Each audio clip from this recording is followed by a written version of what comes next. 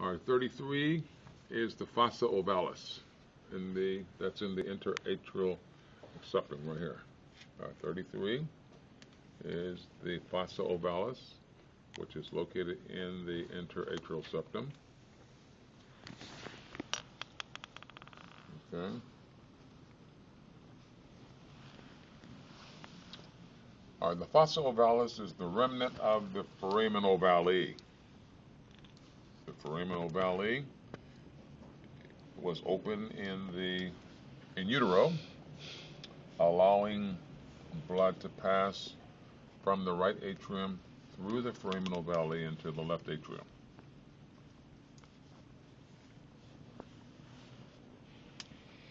Okay.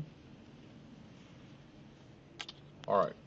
When the SA node stimulates the AV node, both atria will contract simultaneously and pump blood through the AV valves into the ventricles simultaneously.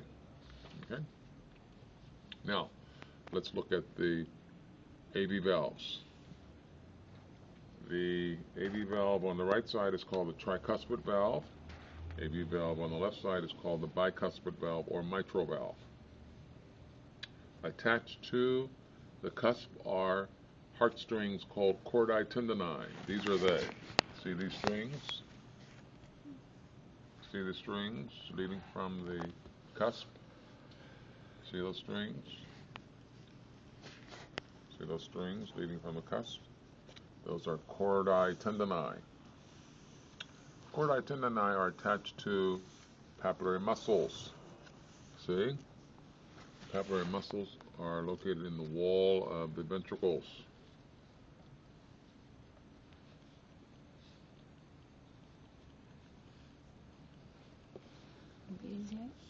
Right here. See where that's attached to? That's the papillary muscle. All right.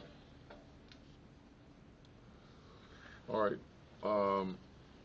Next, the nerve impulse will enter the interventricular septum.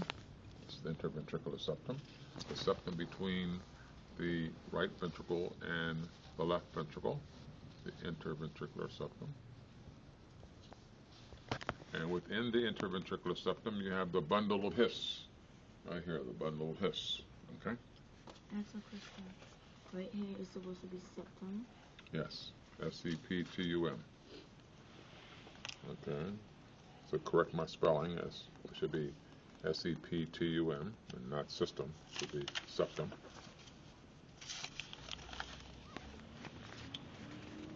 All right. Now, the bundle of His has two bundle branches. One comes down here. That's the right bundle branch. It comes down here and enters the wall of the right ventricle. The left bundle branch comes down on this side and enters the ventricular wall on the left side. Here you have two bundle branches. The right one comes down here and enters the wall of the right ventricle. The left comes down here and enters the wall of the left ventricle. Okay. In the walls of the ventricles, you'll have Purkinje fibers. Purkinje fibers. And when the Purkinje fibers are stimulated, both ventricles will contract simultaneously.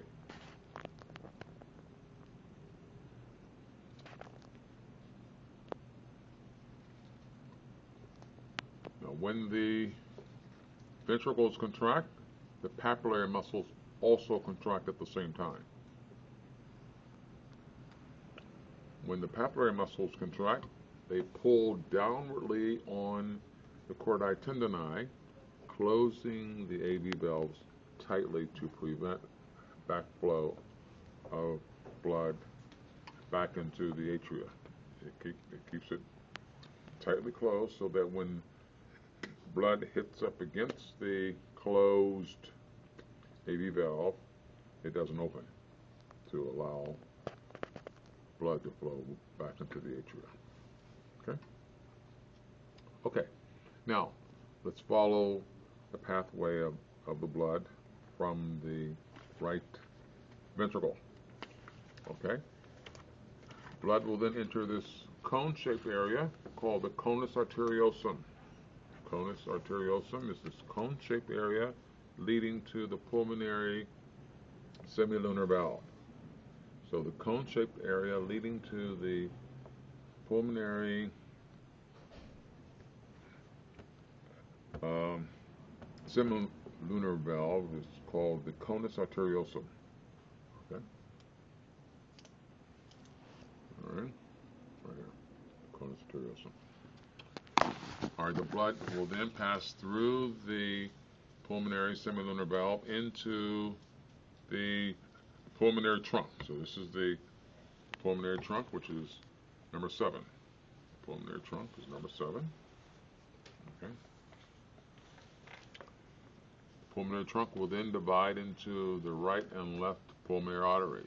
Okay, so this is the left pulmonary artery. This will be the right pulmonary artery. Okay, left, right. And they will carry deoxygenated blood to the lungs. In the lungs, you will have an exchange of gases.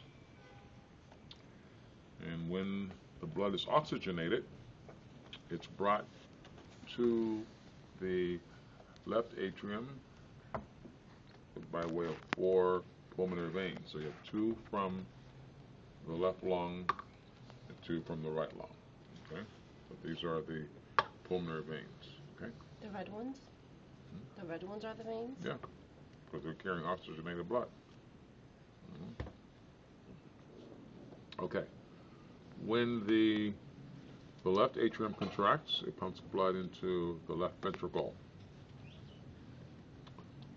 When the left ventricle, it pumps blood through the bicuspid valve now.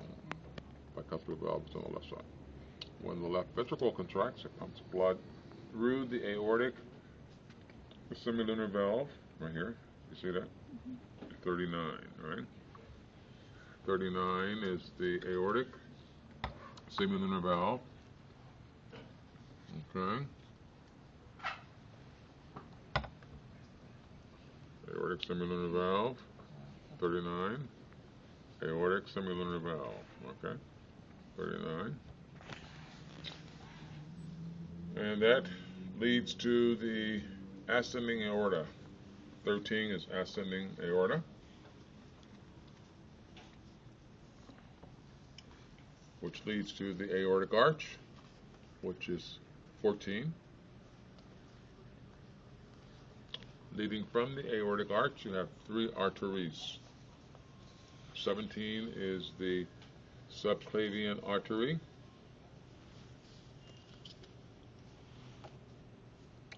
In the middle, you have 16, and that is the left common carotid artery. And 15 on the right is brachiocephalic artery. These 3 arteries will carry oxygenated blood to all parts of the body above the heart. Okay. Leading from the aortic arch is the descending aorta, and that is number 19. Descending aorta carries oxygenated blood to all parts of the body below the heart.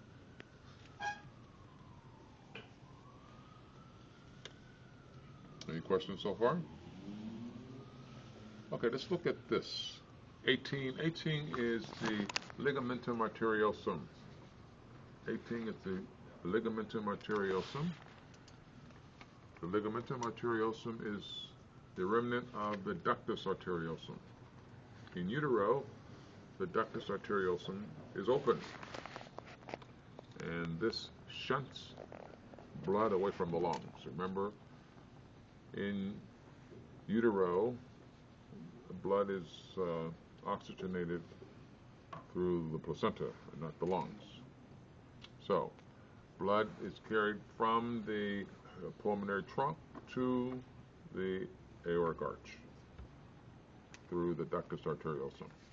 Then when the baby is born, the ductus arteriosum closes and becomes the ligamentum arteriosum. Any questions? Who wants to be first? Oh, these are the auricles. This is the right auricle. This is the left auricle. Okay? Auricles cover and protect the atria. Inside the right auricle are pectinate muscles, P-E-C-T-I-N-A-T-E. P-E-C-T-I-N-A-T-E. These muscles are only on the right auricle. They're not on the left auricle. Pectinate muscles. So you know I'm going to have this on my lab exam. So know that. Any questions? Who wants to be first?